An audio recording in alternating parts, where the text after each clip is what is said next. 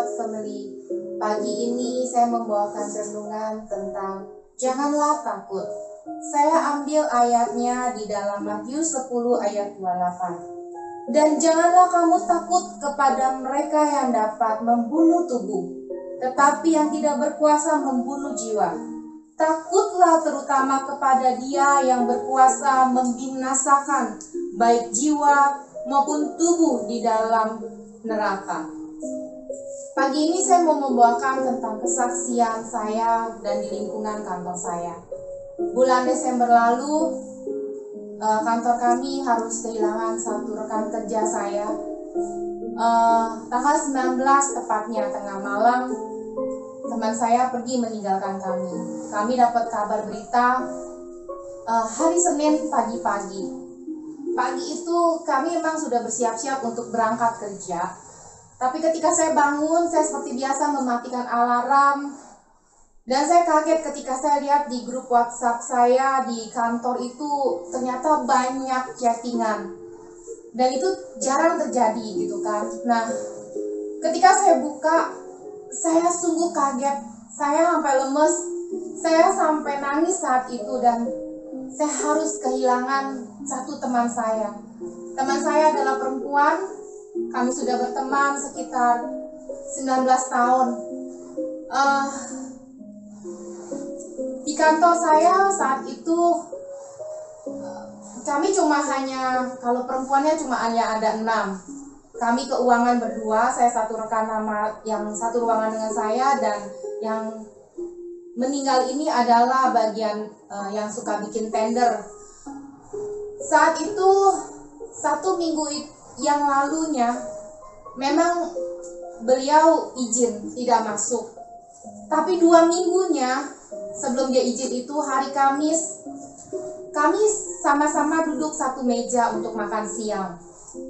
Saya dan rekan saya, kita berempat, karena yang satu ruangan sama saya saat itu harus mengerjakan laporan keuangan, ada transaksi keuangan, jadi dia nggak bisa join makan sama kami. Saat itu teman kami ini sudah lemes, dia cari obat untuk meringankan sakit kepalanya. Karena kami pikir memang dia sudah biasa minum obat pereda sakit kepala. Hari Seninnya dia sudah nggak masuk. Ketika kita nanya, dia bilang katanya tipes. Kita masih WhatsApp. Hari Jumatnya saya masih sempat WhatsApp. Saya tanya bagaimana kabarnya. Saya bilang kalau memang nggak bisa makan, dipaksakan. Walaupun dikit demi dikit harus dipaksakan. Saat itu jujur saya juga nggak kepikiran dia itu harus saya paksa untuk dites PCR atau di swab. Karena saya percayanya dia tipes gitu kan. Tapi ketika hari Senin itu, pagi-pagi, waktu teman-teman kami bicara di dalam grup WhatsApp, saya curiga. Karena sebelum dia meninggal, waktu dia nggak masuk seminggu itu, saya sempat ngomong sama beberapa teman saya. Saya bilang, kok saya jadi curiga ya? Kok saya jadi khawatir ya? Takutnya kena corona nggak? Saya bilang. Tapi kita buang pikiran itu jauh-jauh, kita bilang, ya kita doain aja deh, supaya memang ini benar-benar tipes. Tapi ternyata tanggal 20 itu kami harus terima kabar duka. Kabar yang sangat membuat kami tertemplak. Hal yang membuat saya begitu takut, ini yang saya alami. Walau mungkin orang tahu saya adalah salah satu pendoa di SWORD, tapi Tuhan izinkan ketakutan itu mendera saya. Saya begitu takut. Saya bukan takut ketika saya harus mati, tapi yang saya pikirkan adalah ketika saya sudah pulang, saya ketemu anak-anak saya berinteraksi dengan suami saya. Yang saya pikirkan bagaimana kalau misalnya saya OTG, saya nggak kenapa-napa, tapi mereka yang kenapa-napa. Akhirnya, satu kantor kami putuskan untuk di swab semua. Rekan seruangan saya mengatakan, ya udah Mel, saya di swab dulu. Apapun hasilnya nanti, kalau memang saya negatif, kamu tidak usah di swab. Kalau saya positif, kamu buru-buru di swab. Hari keduanya, kami dapat kabar teman kami yang satu ruangan sama yang meninggal positif. Saya tambah begitu kacau. Saya saat itu menangis. Saya berlutut sama Tuhan, saya bilang, Tuhan, sepertinya maut sudah di depan pintu saya. Tapi saya pengen Tuhan berharap terus sama Engkau. Jangan biarkan ini menjadi merenggut jiwa saya dengan ketakutan ini. Saya tolak itu.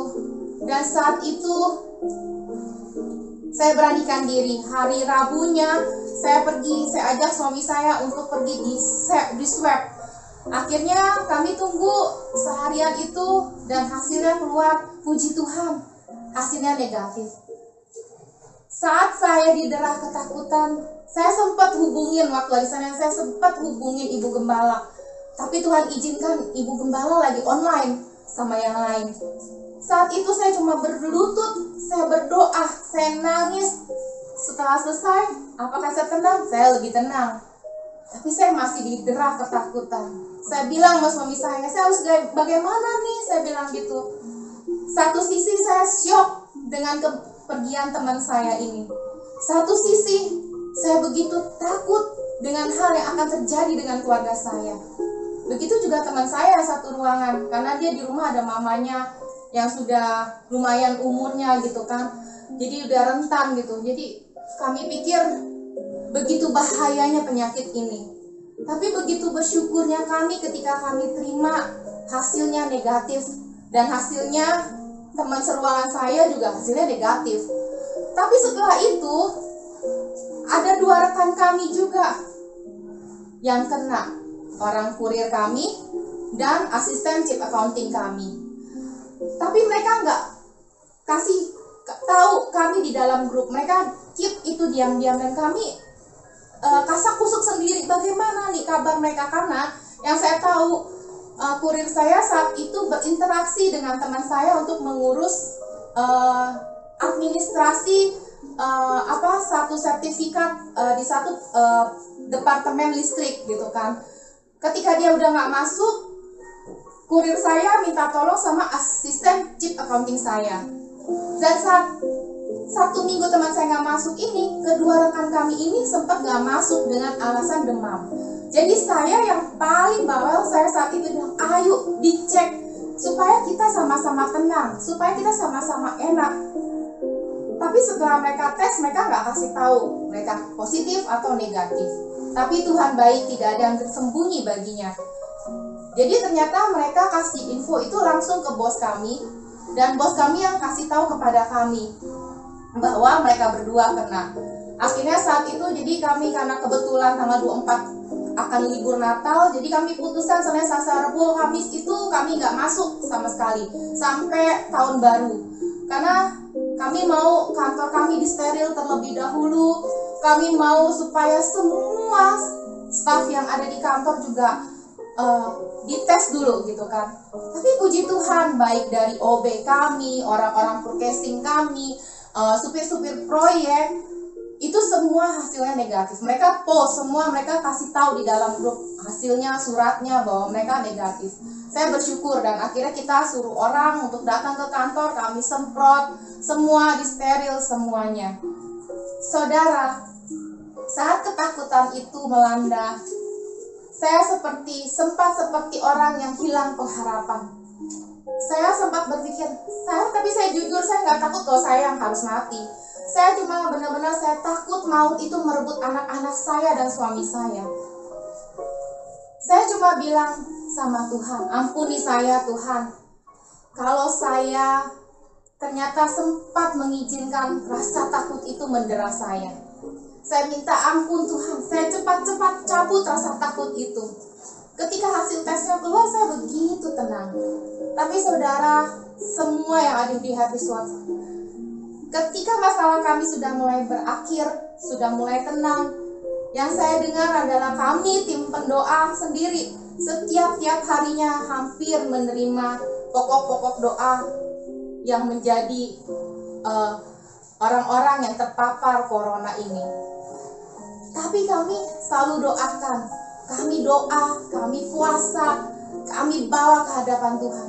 Tuhan hebat, setiap mereka siapapun yang titipkan doa itu kepada kami, Tuhan sembuhkan, Tuhan pulihkan, Tuhan luar biasa. Jadi saudara jangan takut, Tuhan udah tahu kalau memang hidup kita memang seharusnya sampai umur berapa.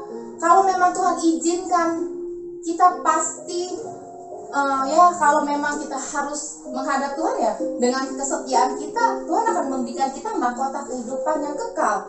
Tapi kalau memang Tuhan izinkan kita sembuh, segala perkara, segala sesuatu Tuhan akan pulihkan, Tuhan akan sembuhkan, Tuhan akan buka jalan.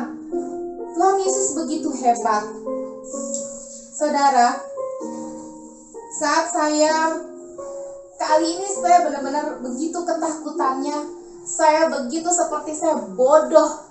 Sepertinya kok kenapa ya, saya sempat bertanya sama diri saya sendiri, kenapa ya Mel, kamu ngizinin rasa takut itu sama diri kamu sendiri? Saya berdoa, saya tanya, tapi Roh Kudus bilang, kami izinkan, Tuhan izinkan itu terjadi sama kamu. Supaya apa? Masih tetap gak kamu bergantung sama Tuhan, berharap dan berserah sama Tuhan? Apakah kamu akan terus ketakutan sehingga kamu lupa sama Tuhan kamu? Atau dengan ketakutan itu kamu terus mencari Tuhan dan terus pegang tangan Tuhan? Akhirnya saya tahu bahwa dengan ketakutan saya itu, saya terus pegang tangan Tuhan. Saya terus mencari hadirat Tuhan. Saya dapat satu hikmat dari Tuhan di dalam Wahyu 2 ayat 10. Jangan takut terhadap apa yang harus engkau derita. Sesungguhnya iblis akan melemparkan beberapa orang dari antaramu ke dalam penjara, supaya kamu dicobai dan kamu beroleh kesusahan selama 10 hari.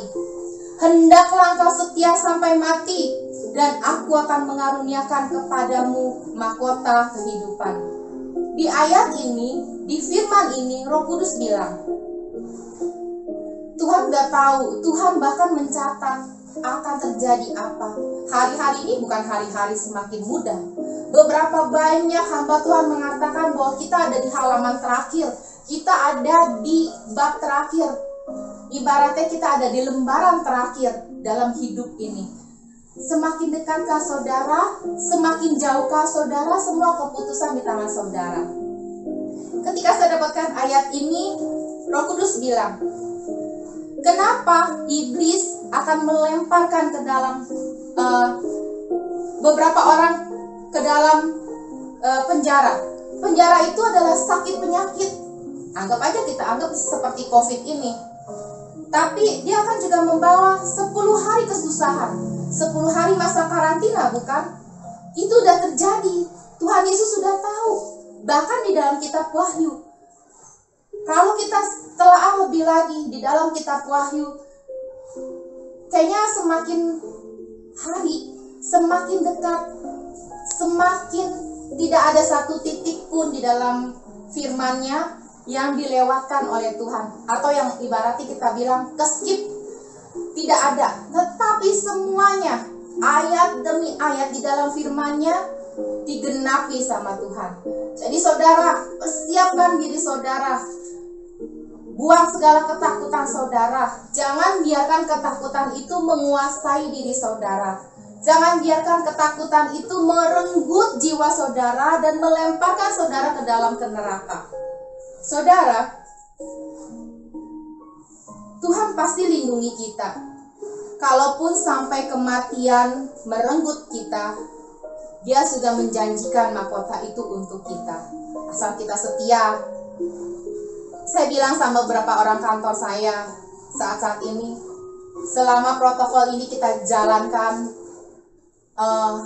ya maksudnya kalau memang Tuhan izinkan harus terpapar, ya kita nggak bisa berbuat apa-apa. Tetapi kan kita tidak berbuat bodoh. Mungkin yang lalu sempat terjadi kebodohan di dalam kantor saya. Terlalu menganggap remeh. Beberapa orang nggak mau pakai masker.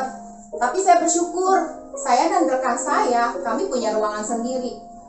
Tetapi saya bilang sekarang dengan kejadian seperti ini, akhirnya semua mereka memakai masker, mereka harus benar-benar jaga protokol kesehatan banget gitu kan. Jadi mereka sendiri jadi punya satu ketakutan, satu awareness buat mereka sendiri.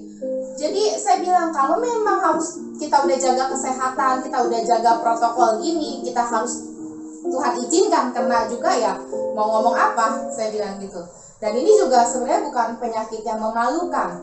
Ingat saudara, segala sesuatu terjadi seizin Tuhan. Tuhan itu gak pernah mencobai kita semua, ciptaannya, manusianya itu di luar yang dia tidak kehendaki. Semuanya semua di dalam izin dia. Saudara mau melangkah mau kaki kanan dulu, saudara mau pegang makanan pakai tangan kanan dulu, atau saudara mau ambil air pakai tangan kiri atau apapun, semua seizin Tuhan. Percaya Tuhan, jangan tinggalkan, karena hari-hari ini kuasa kegelapan dan kuasa terang itu semakin berperang luar biasa, semakin luar biasanya. Ingat sekali lagi saudara, kalau ada beberapa yang menitipkan doa juga kepada pendoa, jangan sekedar titip, tapi berdoa juga bersama kami. Supaya apa? Supaya Tuhan benar-benar cepat menjawab mukjizatnya dalam hidup saudara. Kalau saudara cuma titip sama pendoa, tapi saudara tidak berdoa, ibaratnya kita tuh pendoa ada di dalam satu mobil, tapi tidak diberikan kunci, tidak dikasih surat-suratnya, tidak dikasih bensinnya, dan itu nggak bisa jalan. Walaupun kami sebagai pendoa, kami berdoa teriak-teriak, kalau saudara tidak berdoa juga di rumah atau dimanapun, saya rasa Tuhan akan melihat hati saudara. Yang dijawab ya doa kami, tetapi bagaimana dengan doa kalian sendiri? Oke saudara, dalam Amsal 3 ayat 25 pun mengingatkan kita. Bunyinya, jangan takut kepada kekejutan yang tiba-tiba, atau kepada kebinasan orang fasik bila itu datang. Di dalam Matius 17 ayat 7, lalu Yesus datang kepada mereka dan menyentuh mereka sambil berkata, berdirilah, jangan takut. Mari saudara, pagi ini saya mau berdoa buat saudara. Tuhan Yesus, Allah yang punya segala mukjizat, Allah yang punya kehebatan yang luar biasa, Allah yang punya hidup kami, Allah yang mengizinkan segala sesuatunya terjadi dalam hidup kami. Tuhan, kalau ada saat ini beberapa rekan kami, beberapa teman kami, beberapa saudara kami yang saat ini mungkin sedang Kau izinkan terpapar COVID, Tuhan, saat ini kami lepaskan segala doa kesembuhan di dalam nama Yesus. Segala berkat-berkat tercurah Tuhan. Kami utus para malaikat-Mu ya Bapa, menjagai mereka. Berkati segala obat-obatan yang harus mereka minum, setiap vitamin, setiap makanan Tuhan. Segala rasa yang tidak dirasakan lidah bibir mereka, segala hal yang membuat perut mereka sakit, penciuman yang tidak bisa mencium apapun Tuhan, kami mau tolak hancurkan di dalam nama Yesus. Segala roh ketakutan yang mengikat setiap pribadi lepas pribadi pagi ini, kami tolak hancurkan di dalam nama Tuhan Yesus. Tuhan, Kau Allah yang berperkara atas hidup kami. Engkau Allah yang membentengi kami. Engkau Allah yang menyelubungi kami dengan kuasa darah-Mu. Terima kasih Tuhan. Kami lepaskan Bapa segala doa berkat, segala kesehatan, segala apapun Tuhan, semua yang berasal daripada Engkau. Terima kasih Tuhan. Pagi ini kami serahkan tubuh, jiwa, dan roh kami ke dalam tangan-Mu. Hanya di dalam nama Yesus Kristus kami berdoa dan mengucap syukur. Haleluya. Amin. Saudara, ingat, khawatir atau takut boleh melanda, tapi jangan biarkan itu berlama-lama dalam hidup saudara. Ingat, ikuti terus protokol kesehatan dan tetap melekat sama Tuhan. Terima kasih saudara, Tuhan Yesus berkati dan salam sehat selalu.